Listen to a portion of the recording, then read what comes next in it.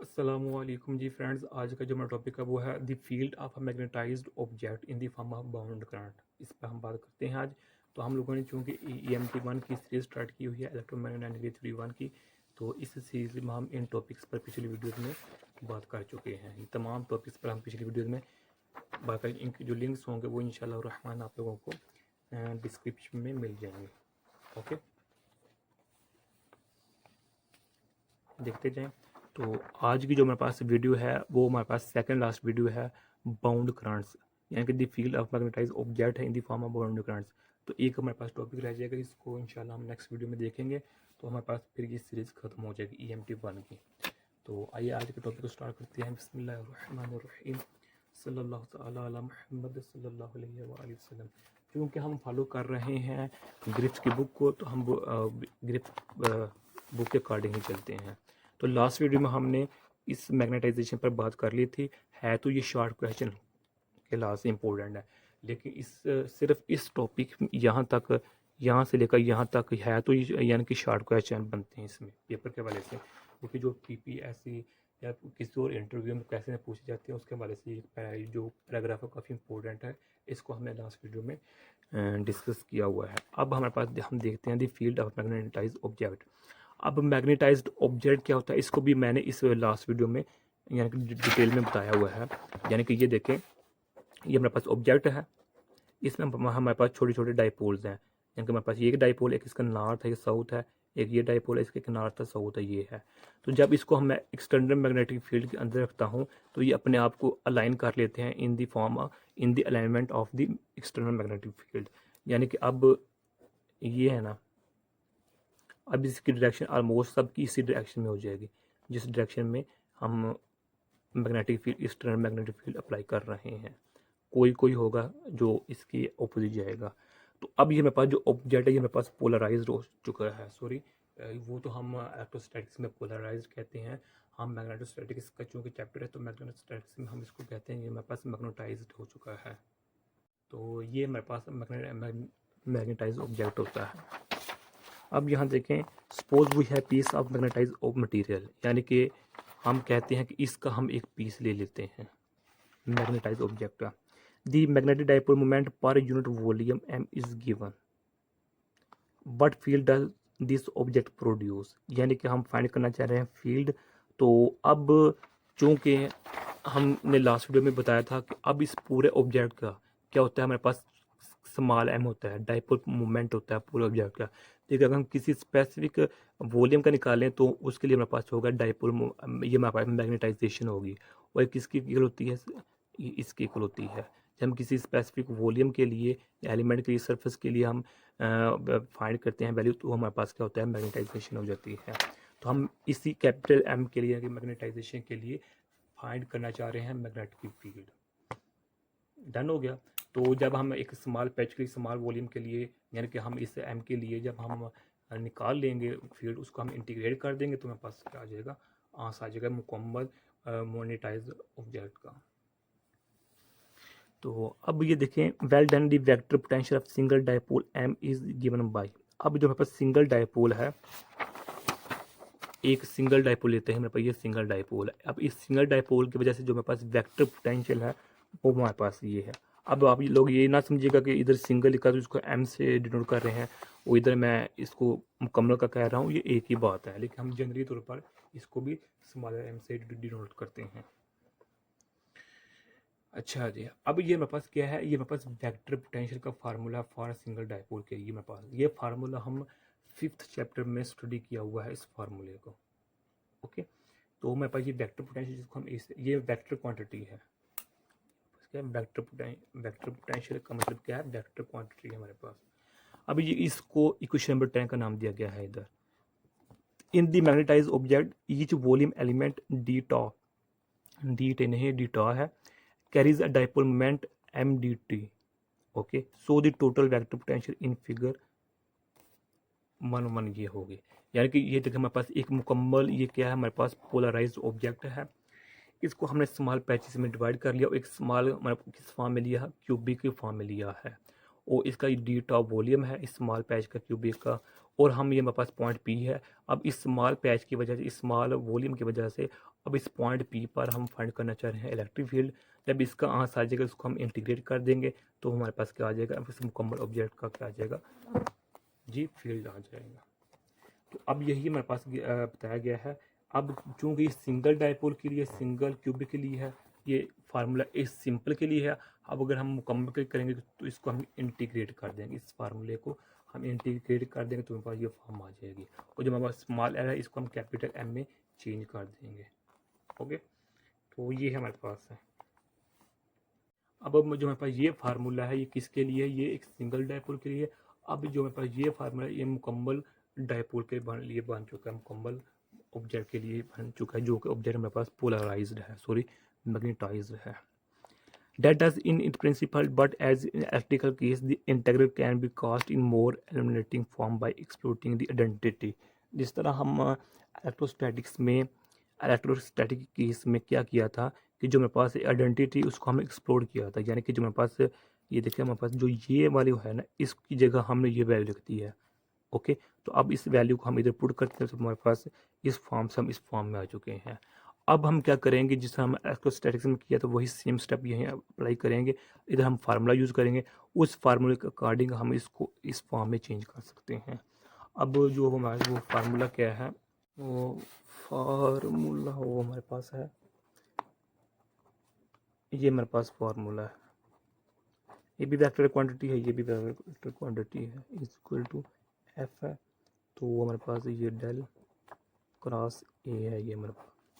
Okay, तो हमारे पास negative है, ए है, क्रॉस क्रॉस मल्टीपल है, मल्टीपल डेल एफ, ये हमारे पास। इस फार्मूले की मदद से हम जो हमारे पास ये इक्वेशन है इस इक्वेशन में चेंज कर लेंगे इसको। ओके, अब यहाँ देखें जो मेरे पास ये स्केलर क्वांटिटी है, अब जो मेरे पास एफ है वो किसी इक्वल है 1 ओवर स्क्रिप्ट आर की इक्वल है। जो मेरे पास वेक्टर क्वांटिटी है ए है वो किसकी इक्वल है, एम ओवर आर, इसके इक्वल है। तो इसको इन दोनों की वैल्यू को मद्देनजर रखते हुए हम इस फॉर्म से इस फॉर्म में कन्वर्ट हो जाते हैं। अब नेक्स्ट देखें कि क्या है हमारे पास, we can express the latter as a surface integral, यानी कि अब ये देखें ये हमारे पास जो फॉर्म है ये एक वॉल्यूम की फॉर्म में है, ये वॉल्यूम इंटेग्रल है दोनों का। अब हम एक को हम क्या करते हैं सरफेस में चेंज कर देते हैं, तो ये हमारे पास क्या हो जाएगी, सरफेस एलिमेंट आ जाएगा। ओके, और यानी कि ये देखें जो हमारे पास ये फार्मूला है, इस टर्म को बाकी ये टर्म वैसे ही है, इस टर्म को हमने चूँकि ये हमारे पास ये वी है वॉल्यूम है, इसको हमने किस में कन्वर्ट कर दिया है, एस में कन्वर्ट कर दिया है, इसमें ए में। इधर हमारे पास क्या है, ये एस है। अब ये किस फार्मूले की मदद से हमने कन्वर्ट किया है, वो हमारे पास फार्मूला ये है, वो फार्मूला हमारे पास ये है, ये मेरे पास वी क्या है, वेक्टर क्वांटिटी है, ये याद रखिएगा। और ये मेरे पास डी टॉ है, यानी कि जब हम वॉल्यूम से सरफेस में जाएंगे वो किस तरह जाएंगे कि नेगेटिव होगा हमारे पास, और ये मेरे पास एस होगा। ये वॉल्यूम है, ये हमारे पास सरफेस है। ओके, ये मेरे पास वेक्टर क्वांटिटी वी है क्रॉस डी ए, ये मेरे पास इस फार्मूले की मदद से हम आए हैं इसमें। ओके, तो अब यहाँ देखें कि यहाँ मेरे पास नेगेटिव था, अब फार्मूले का नेगेटिव इसके साथ मल्टीप्लाई होकर मेरे पास क्या हो गया, ये पॉजिटिव बन चुका है। अब यहाँ क्या है कि the first term look just like the potential of a volume, यानी कि जो मेरे पास ये वाली टर्म है ये वॉल्यूम करंट डेंसिटी की तरह लग रही है, जो कि मेरे पास इसके इक्वल है। ओके, और जो मेरे पास ये सरफेस वाली टर्म है ये किसके इक्वल है, बी के इक्वल, सरफेस करंट यानी कि पोटेंशियल ऑफ सरफेस करंट जैसी लग रही है, जिसको हम के बी से डिनोट कर रहे हैं। और यहाँ जो मेरे पास एन है ये एक्चुअली किसको शो कर रहा है, डी ए के डायरेक्शन को शो कर रहा है हमारे पास ये एन। ओके, अब ये हमने जे बी और के बी हमने कहाँ से लिया है, ये इस पर हमने एक मुकम्मल तौर पर वीडियो बनाई हुई है 5th चैप्टर में, यानी कि ये देखें जो मेरे पास 38 वीडियो है दी वेक्टर पोटेंशियल, इसमें हमने इन दोनों वैल्यू को फाइंड किया हुआ है। यानी कि अब अगर बुक चूँकि हम बुक को फॉलो कर रहे हैं तो बुक के अकॉर्डिंग देखें तो हमारे पास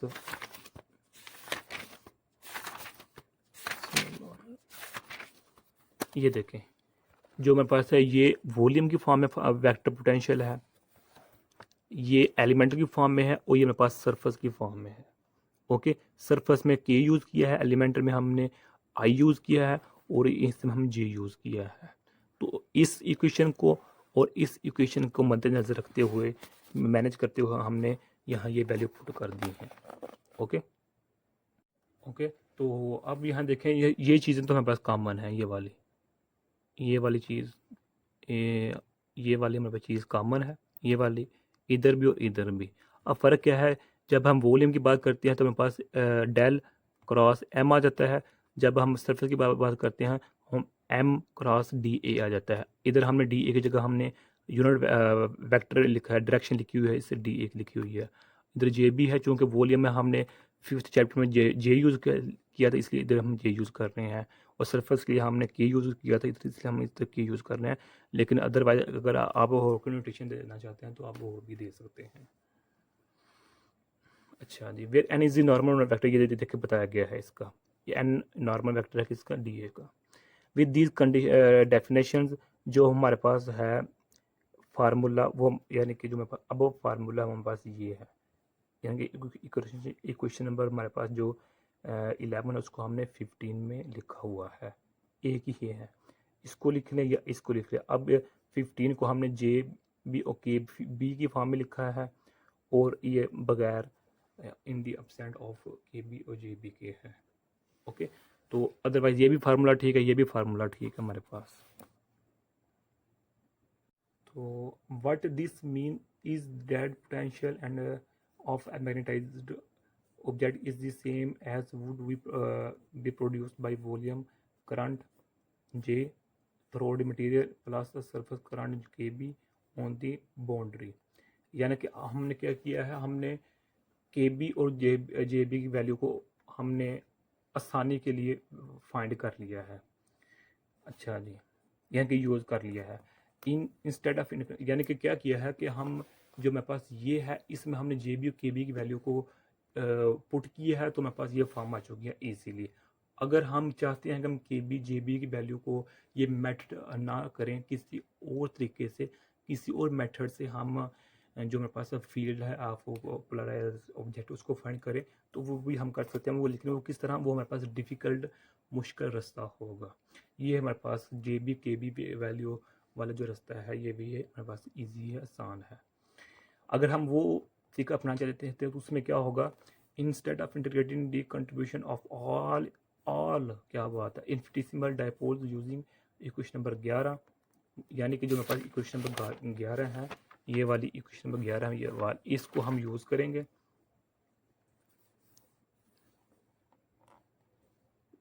in the diagram we first bound currents and then find the field they produce. In the same way we would calculate the field of any other volume and surface currents। यानी कि वही बात है कि ये मेरे पास मुश्किल है रास्ता है, यानी कि इसमें हमें क्या करना पड़ेगा, ये सबसे पहले हमें तमाम सेपरेटेड जो डायपोल्स होंगे, यानी कि जो मैग्नेटाइज्ड, यानी कि जो मेरे पास ये देखें ये मैग्नेटाइज ऑब्जेक्ट है, इसमें जितने भी डायपोल्स हैं हमें सबसे पहले उनके तमाम सेपरेटेड डायपोल्स का मैग्नेटाइजेशन कैलकुलेट करना पड़ेगा। फिर उनकी मैग्नेटाइजेशन वेक्टर जो कि एम आर है उसको क्रॉस करना पड़ेगा उसके वेक्टर आर के साथ, इसके आर के साथ क्रॉस प्रोडक्ट लेना पड़ेगा, फिर जाके वो हमारे पास आ जाएगा।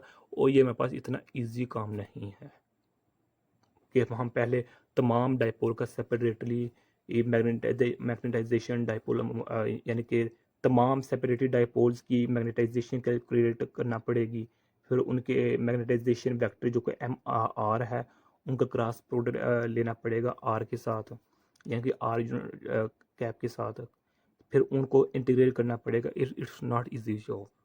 ओके, इसलिए बेहतर तरीका यही है कि जो हम ये मेथड फॉलो कर रहे हैं जिसमें हम के बी जे बी की वैल्यू को यूज़ करते हैं, ये हमारे लिए आसान है।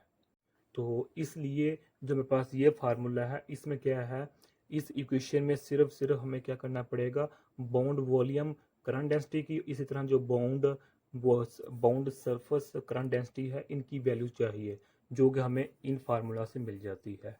इनकी वैल्यू को इधर पुट करेंगे तो मेरे पास ये इजीली मेरे पास जो फॉर्म है ये आ जाएगी।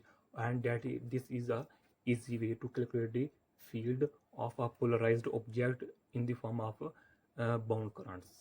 और जो हमने ये वैल्यूज लिखी हुई हैं ये बिल्कुल सेम टू है जिस तरह हमने इलेक्ट्रोस्टैटिक्स में देखा था, यानी कि जो लिखा हुआ है notice this striking parallel with the electrical case. जब हम इलेक्ट्रोस्टैटिक्स में यानी कि सेकंड चैप्टर में देखा था, there the field of polarized object was the same as data bound volume.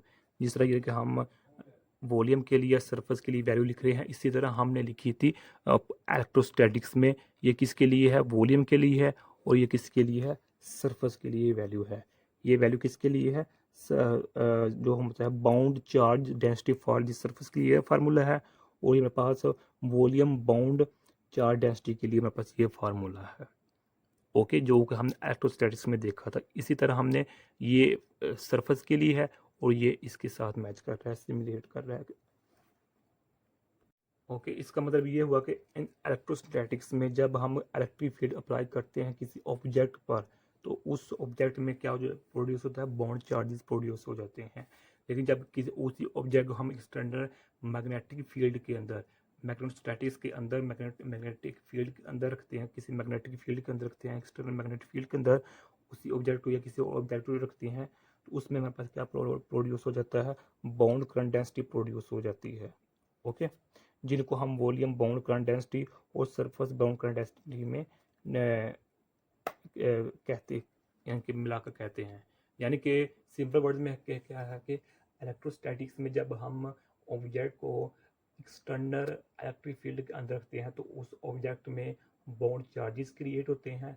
लेकिन जब उसी ऑब्जेक्ट को हम किसी एक्सटर्नल मैग्नेटिक फील्ड के अंदर रखते हैं तो हमारे पास current density, bound current density create होती है। और जो हमारे पास जो बाउंड करंट डेंसिटी होती है वो इन दोनों की इक्वल होती है, यानी कि वॉल्यूम बाउंड करंट डेंसिटी की इक्वल होती है और सरफेस बाउंड करंट डेंसिटी के इक्वल होती है। इन दोनों को मिलाकर हमारे पास क्या बन जाता है, वॉल्यूम बाउंड करंट डेंसिटी बन जाती है, सॉरी बाउंड करंट डेंसिटी बन जाती है। ओके, इन दोनों को जो मिक्सअप होता है, एडअप होता है, जो प्लस होता है इन दोनों इक्वेशन का, वो हमारे पास बाउंड करंट डेंसिटी होती है, जो कि एक ऑब्जेक्ट को एक्सटर्नल मैग्नेटिक फील्ड में रखने से पैदा होता है। तो यही आज का हमारा इतना सा टॉपिक था। मैं उम्मीद करता हूँ आप लोगों को इस वीडियो की समझ आ गई होगी। अगर फिर भी कुछ क्वेश्चन है तो आप लोगों को कमेंट की सूरत में पूछ सकते हैं। तो अगर आप लोगों ने अभी तक हमारे चैनल पाक एमएन अकेडमी इसको सब्सक्राइब नहीं किया तो प्लीज़ सब्सक्राइब कर दीजिए। जज़ाकल्लाहु खैरा। अपनी दुआ में याद रखिएगा। अस्सलामु अलैकुम व रहमतुल्लाहि व बरकातुहू।